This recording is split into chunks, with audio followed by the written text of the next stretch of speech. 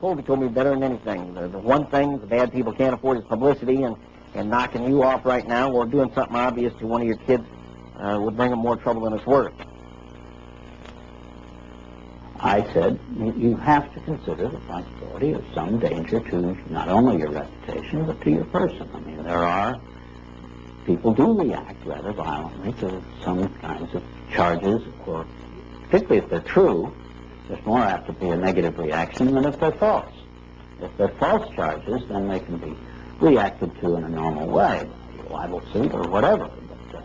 But if there's truth in it, there can be a danger in that situation. We've seen that happen in other cases.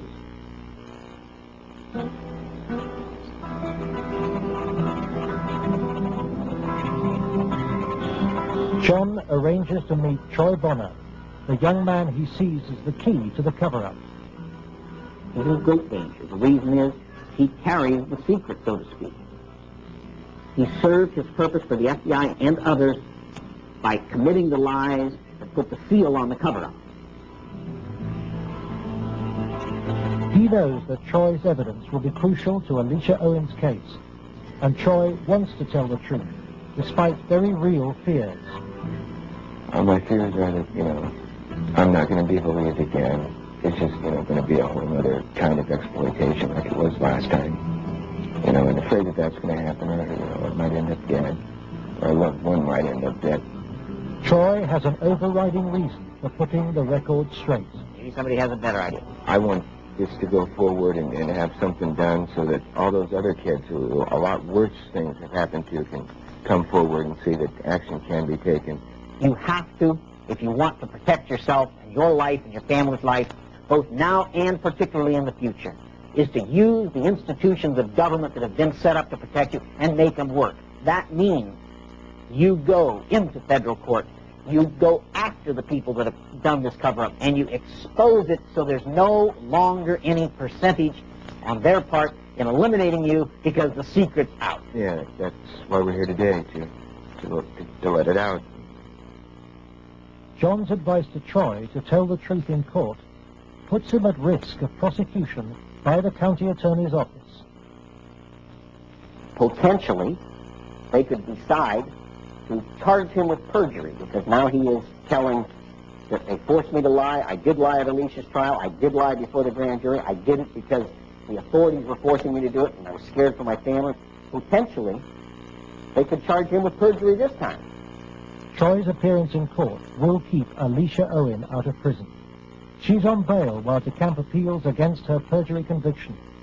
As her hearing approaches, vital new evidence emerges. Alicia claims that some of Troy's videotaped testimony was withheld from the grand jury which indicted her.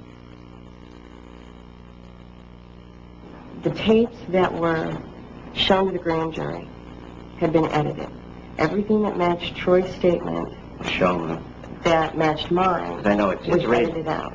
And I think maybe one of the things we want to do is show the judge specifically how, where these, little 5-minute segments of, look, this tape says this, and then show him it isn't in this tape, and this is the tape the grand jury saw. I'm going to attempt to get these tapes, and we'll see what happens next. But to obtain the tapes, DeCamp must approach some of the very officials he has accused in court of being involved in the cover-up, the county attorney's office which ran the grand jury. In the good old Alicia Owen case, 127-194, I'm trying to get the evidence, the tapes and the transcripts of Troy and Danny. Troy Bonner. Yeah. Look at the county attorneys. They have all the bills up there. Robert, let me guess, Robert Siegler has them. Robert Siegler is the prosecuting attorney trying to send Alicia Owen back to prison. After lengthy negotiations, DeCamp emerges with the tapes the grand jury never saw. It's $4,000, about $4,000. Okay, and what airline? In more than 2 hours of taped testimony, Troy details trips across America on behalf of Larry King and Alan Baird. Trips for drug deals and sex. It corroborates Alicia's evidence. And then Big parties from Dallas to Los Angeles. Did anybody go with you? Alicia Owen. For John de Camp, this is the proof of the king's sex ring for which he has been waiting.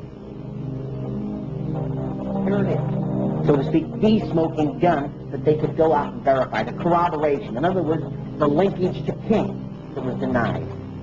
Cover-up. Organized, planned, deliberate cover-up. The courthouse, Wahoo, Nebraska. The hearing begins.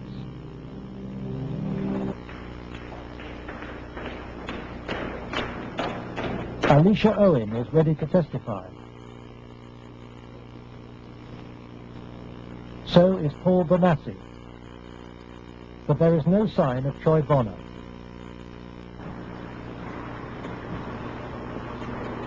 De Camp discovers that Robert Siegler has sent the young man a subpoena. Fearing arrest for perjury, Troy has gone into hiding. De Camp is without his most vital witness.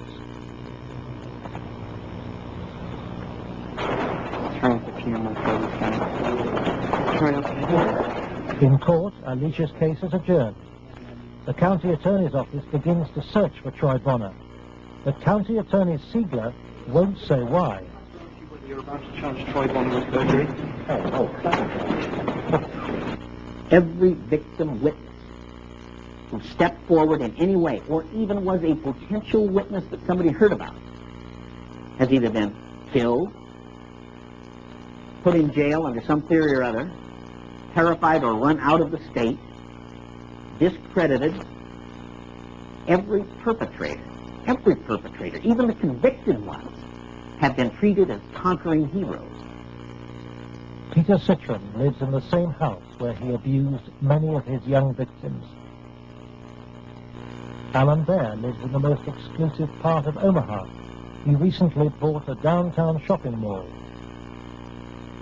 Many of the other abusers named by the children have risen within Nebraska's state government and legal system and within the Republican Party.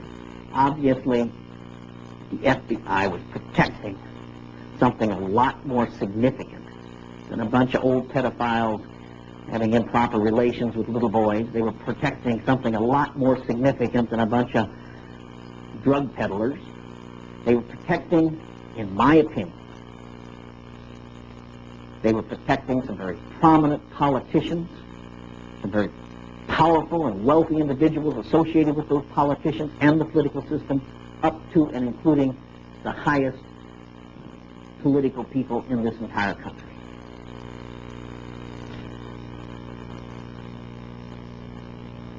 In search of the men who protected Larry King, John de Camp goes to Washington to investigate King's connections in the Republican Party and on Capitol Hill. Paul Bonacci provides him with the evidence that Larry King threw child sex parties here at his rented $5,000 a month Washington house. I was about 14, about 1981. My first year was about 3 or 4 times the first year. After that, it was about once a month. Some of the parties, when they started off, were straight political type parties, no sex. And then, when some of the men had left, some of the politicians had left, the ones that had planned on engaging in some type of sexual activity, that would come after the party. Some of the kids would be held downstairs in some of the rooms where if they acted up or if they started freaking out because of the drugs that they were on, they'd put them in a room that they couldn't get out of, and they'd lock them in. What kind of drugs?